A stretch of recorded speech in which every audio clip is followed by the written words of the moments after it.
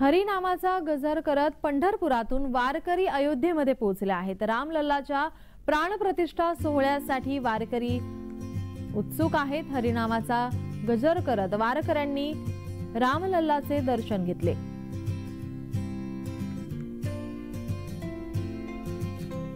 पंढरपूरच्या वारकऱ्यांनी रामलल्लाचे दर्शन घेतले आहे। पंढरपूरमधून वारकरी अयोध्येला पोहोचले आहेत।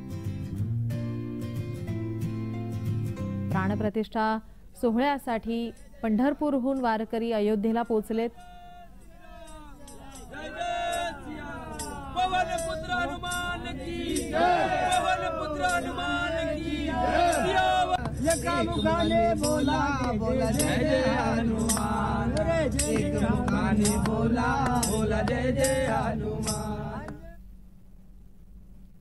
त्यांच्याशी बातचीत केली आमचे प्रतिनिधी रोहन कदम यांनी।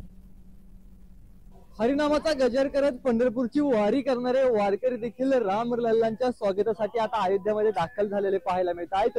हातामध्ये वीणा घेऊन हरिनामाचा गजर करत जे ते हे आता रामलल्लांच्या दर्शनासाठी पोहोचलेले आपल्याला पाहायला मिळत आहेत। बाबा कुठून आलेला आहात रामलल्लांचं दर्शन घ्यायला? मी तिथून पंढरपुरातून आलो बाबा। पंढरपुरातून आला? तसं आता वारी करत आला कशाने? वारी आळंदीला गेलो पहिले, नंतर पंढरपूरला आलो, नंतर पंढरपूरवरून मग इकडे माहित पडलं इकडे आलो। आता मग इकडे 22 तारखेला आहे उद्याने करके इधर आ गए राम मंदिर राम जी। काय भजन म्हणत आला का काय कसं?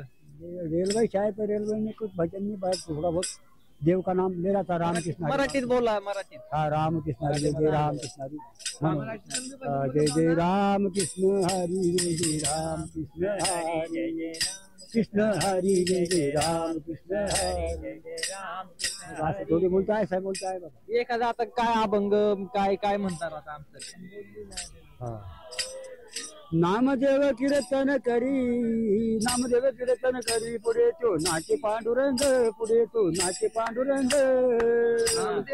नामदेव कीर्तन करी, पुढे तो नाचे पांडुरंग, पुढे तो नाचे पांडुरंग। रामचंद्र भगवान की पवन पुत्र। आता हे सगळे वारकरी जे आहेत ते वारी करत शेकडो किलोमीटर करत पंढरपूरला विठ्ठलाचे दर्शन जात असतात आणि आता वारकरी अयोध्येमध्ये रामलल्लांचं दर्शन घ्यायला आलेले आपल्याला पाहायला मिळत आहेत। रोहन कदम, जय महाराष्ट्र न्यूज, अयोध्या।